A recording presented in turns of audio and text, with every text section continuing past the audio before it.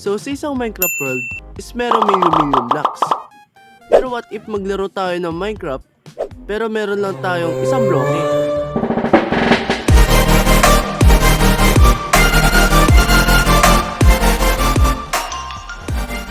Go a Capo episodes sa one block.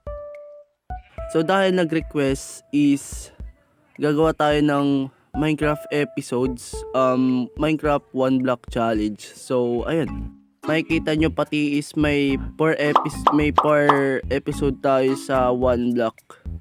Ilalagay ko na lang dyan and ayun, wala namang kailangan na rules dito. Kailangan lang natin makasurvive sa 1 block. So ayun, sinira ko na yung unang block natin dito sa Minecraft.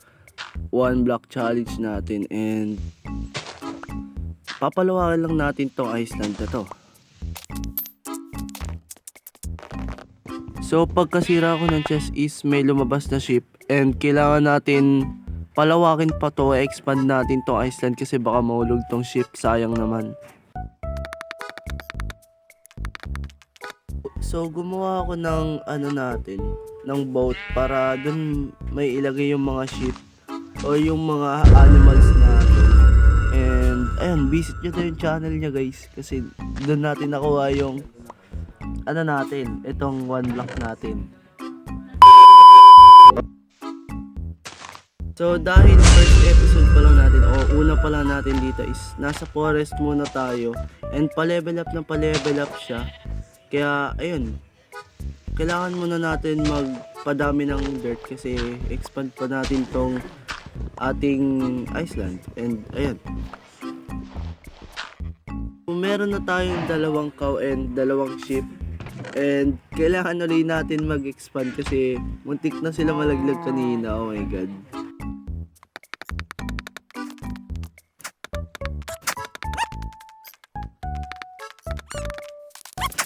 Hours later.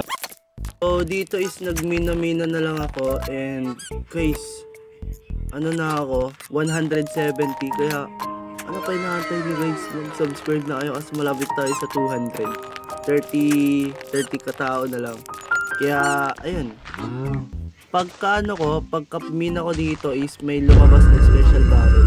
So lumalabas yung special barrel pag naka 200 na na tayo, 200 na break ng blocks. Kaya ayun, nakakuha tayo ng water bucket. Tapos ayun, madami-dami na rin pala tayong gamit dito sa mga inipon natin.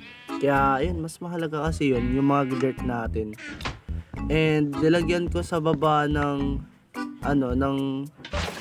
block para hindi siya malaglag in case na malaglag or sumabog yung creeper.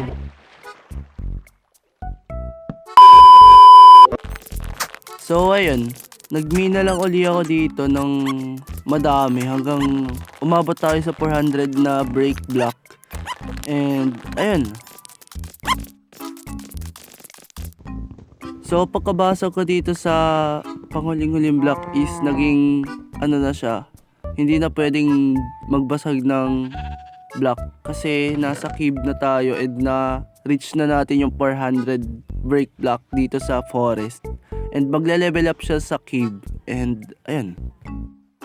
So nung paumaga na is nag-expand ulit ako ng ng island natin kasi sobrang liit na and kailangan na natin mag-upgrade pa or i-expand pa kasi sobrang liit pa nito.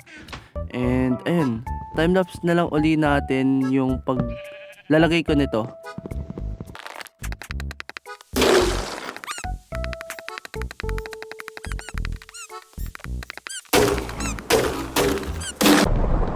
And ayun, natapos na siya. So gagawa na tayo ngayon ng paglalagyan nitong animals natin dito.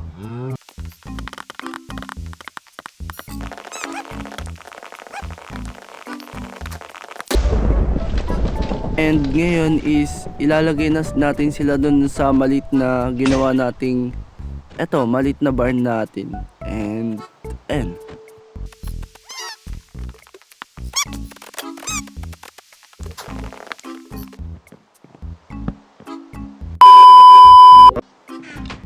So gumawa na din ako dito ng maliit na storage room natin or storage natin. Nilayo ko dun sa pinagmiminahan natin kasi in case na sumabog yung creeper is hindi masasama yung mga kagamitan natin. And ayun.